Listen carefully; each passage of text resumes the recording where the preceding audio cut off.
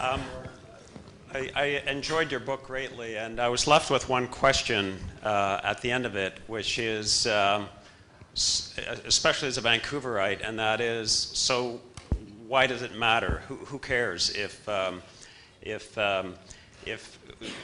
way I see it, the East has joined the West? They've really downloaded our killer apps and have joined us. And if the Koreans are building more ships than the Scottish and are working harder than the Scottish and are more Presbyterian than the Scottish, is that a bad thing or is that a good thing? And when I think of that, the vivid picture I have in my mind is of a boss I had from New York who came here to Vancouver in 1990 and quickly summed up the history of BC as well. You had the Aborigines. They lived along the First Nations lived along the shores. They had a great life. The fish came up once a year. They scooped them out of the river. There was berries, a few yards away. Deer were running around. And then all these Europeans came in and started rushing around and building things, and they're saying, what are all these people rushing around for? They're crazy.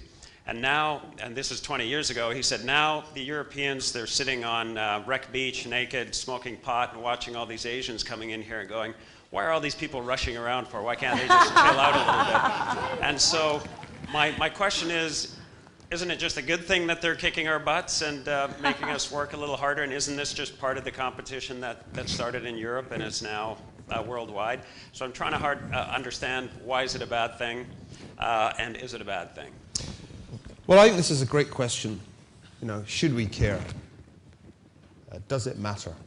At some level, it's, as I said, a cause for celebration that the most populous societies in the world have abandoned non-functioning models and are embracing institutions that make for prosperity. But I was very careful to make the point that China has not downloaded all 6 of the killer apps.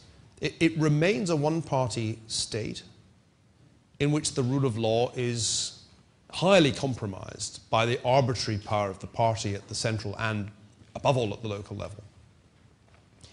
And I think that if anybody thinks seriously about history, they should feel at least some disquiet at the prospect of, within 4 years, according to the IMF, an economy that is run by the Communist Party becoming the largest in the world.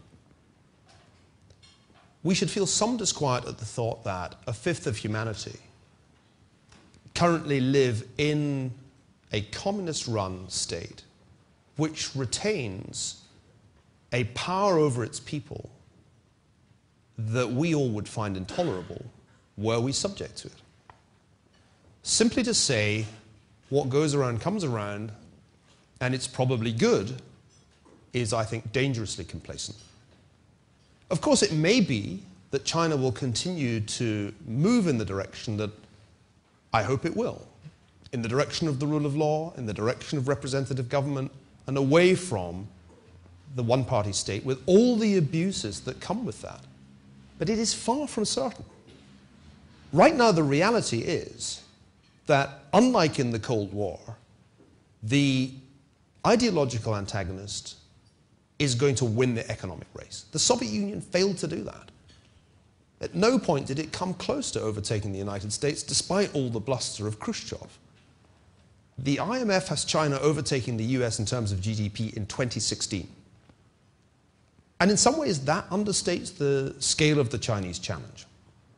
The Chinese challenge in the realm of cyberspace is very real. And if your corporation hasn't experienced it, then you are either lucky or oblivious. That's a challenge, a strategic challenge in what might be called the new frontier of strategy that I take very seriously indeed. And so, by the way, do the leading military thinkers and strategists of the United States. So no, I don't think we can simply say, whatever, it's fine. It's not fine. It's not fine that leadership is passing to a society that is not based on individual freedom. That is not fine. And anybody who thinks it's all going to be okay doesn't really understand the historical process. transitions in the balance of power are seldom peaceful. And that's another important point I try to make in the book. We need to be very acutely aware of the dangers that lie ahead as this moment arrives when the US, for the first time since the 1880s, ceases to be the dominant economy in the world. I hope I've answered your question, sir. We just have a follow-up question here, and then we'll go back to the audience. So you speak about the success of the 300 million Chinese middle class. How do you think the Chinese government will extend this opportunity to the other 1 billion of their citizens? Well, it's not yet 300 million. I mean, it's probably not even 100 million. But by 2020, most people reckon that there'll be a middle class of some 200 million. But that will still leave an enormous number of Chinese people living in what we would consider abject poverty. As is well known, capitalism, when it's unleashed, generates inequality. You don't have to be a Marxist to believe that. China's Gini coefficient, it's, as a measure of inequality, that's quite a good one. It's probably getting close to the US now. It's not as bad as, say, Brazil, but it's certainly a much more unequal society than it was in the time of Mao.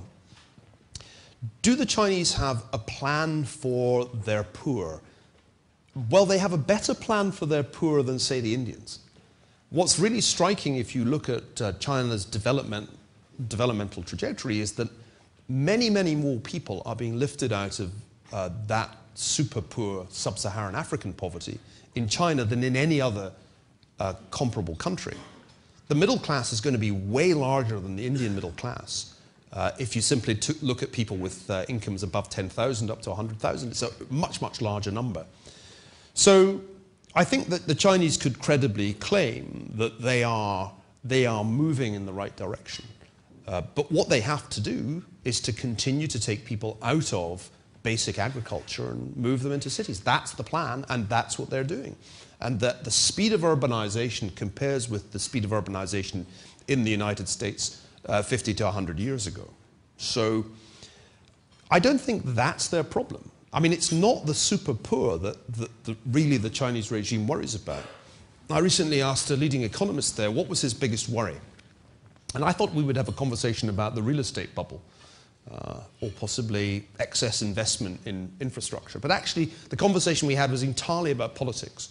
And he said, I worry about how we give some kind of voice to this new articulate class that microblogs about corruption every time a train crashes. And that I think, is the real challenge that they face. And it's by no means clear. There is no clear roadmap that tells you how you get from a one-party state to something that resembles representative government.